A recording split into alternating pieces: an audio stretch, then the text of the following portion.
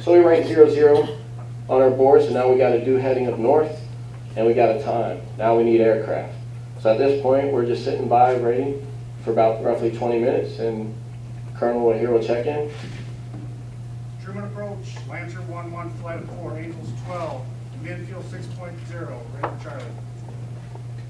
And 114, Lone Warrior Marshall. Case to recovery, CV1 approach.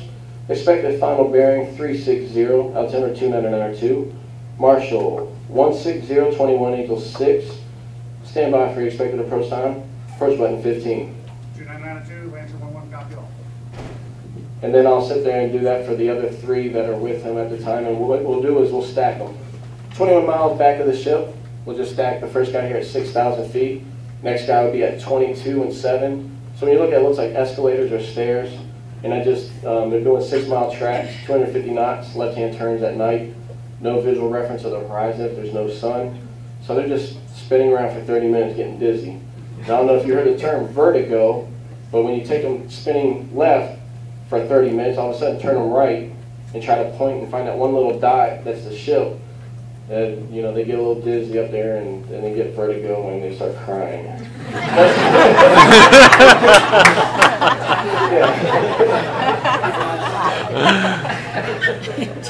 So I'll sit there and get an approach time. It takes 8 minutes roughly at 21 and 6,000 feet from behind the ship. It takes roughly 8 minutes. So I'll subtract 8 minutes from my 00 because that's when the deck will be ready.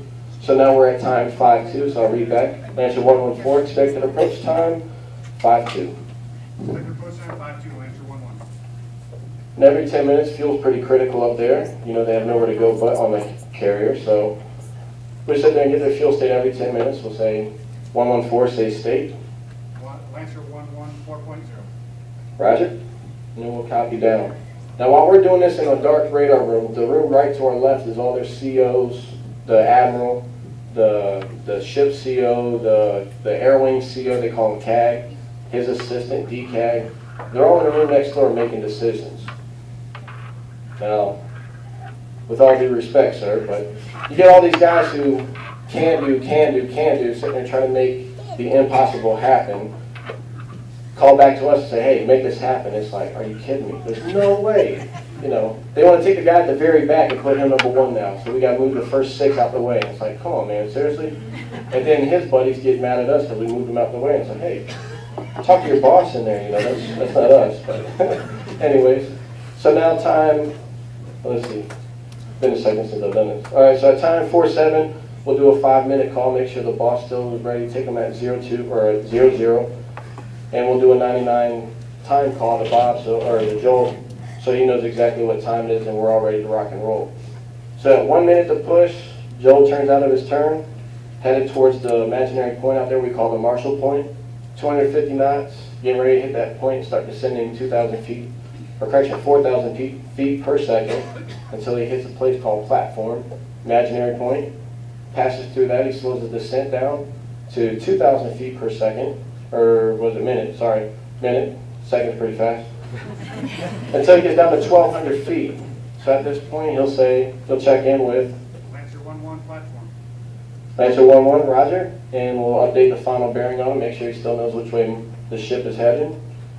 And he'll pretty much line himself up 12 miles off the ship, or we'll line him up 12 miles off the ship, and now he'll start looking for instrument approaches. We have about 6 or 7 that we can offer.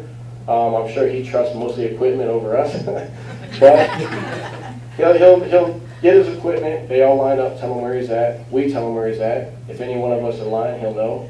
And pretty much he uses his best judgment all the way down to 3/4 mile. Then you'll hear Lancer 1-1, 3/4 mile. 212, Hornet ball 3.4. Roger, call the ball. Roger. And then at this point, he'll hit the trap, hopefully the 3-wire. Anything, you got the ship moving around, you got winds, is the flight deck ready, you got the LSO down there sitting there, bringing them in the last 3/4 mile. A lot can happen. The neat part about this is on our side is we split them up. So if we have 12 guys coming down the line, every other aircraft's on one frequency, then the other half are on the other. So aircraft 1, 3, 5, 7, and 9 are talking to me, while aircraft 2, 4, 6, 8, are talking to the guy next to me. So everything I have to say, I have to yell at this guy, hey, I'm doing this, I'm doing this. And the reason is when they go on the ball, it's a critical state of flight, anything can happen. I'm sure they're trained that if they hear the slightest wave off or anything in their ear, they're not going to take any chance and they're going to go back around and we'll fit them somewhere in the back. But that's pretty much what happens on a daily basis, 8 times a day, you know, whatever I was saying before, was it 8 times a day for 16 hours and all that good stuff.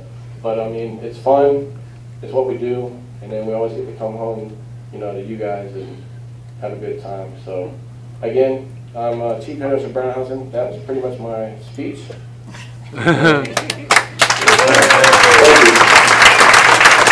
Thanks,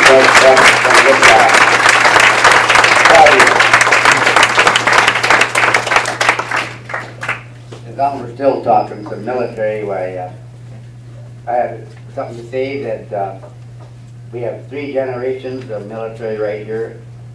And me, my son Steve, Stand Up Steve, and Nick, my grandson, and Steve's wife. Where is she standing? There she is. Keep your back and also my son Mark Brownhausen is here somewhere, so he stand up. Where's my dad? There he is. And his son Patrick, he helped us today. That's another 3 generations of Brownhausen. I don't know if that happened before in this post or not.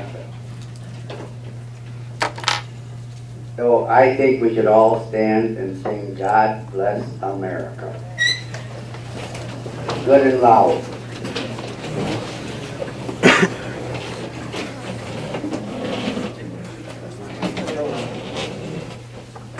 Who's going to start it? I'm not starting it. Bless America, land that I love. Stand beside me and guide her through the light of the lights above. From the mountains to the prairies to the oceans white with foam. God bless America, my home, sweet home. God bless America, my home, sweet home. Woo! Yeah! Woo! It's been so long since I've sung that. It's been so long since I've sung that. And we've also in our post in the community this past season, past year, we lost 3 Legion members from this post. And they start with Arnie Sonic, Freddie Cole, John Wetlaufer, and also Richard Willett. He's not from Easton anymore, but he grew up here. That's 4 military people we lost this year. So, and we had 3 or 4, 5 guys maybe in uniform, and we're only allowed 10 rifles. So some of us old guys got to give our rifles up and give it to these young guys, which we're planning on doing. So we'll have a short benediction.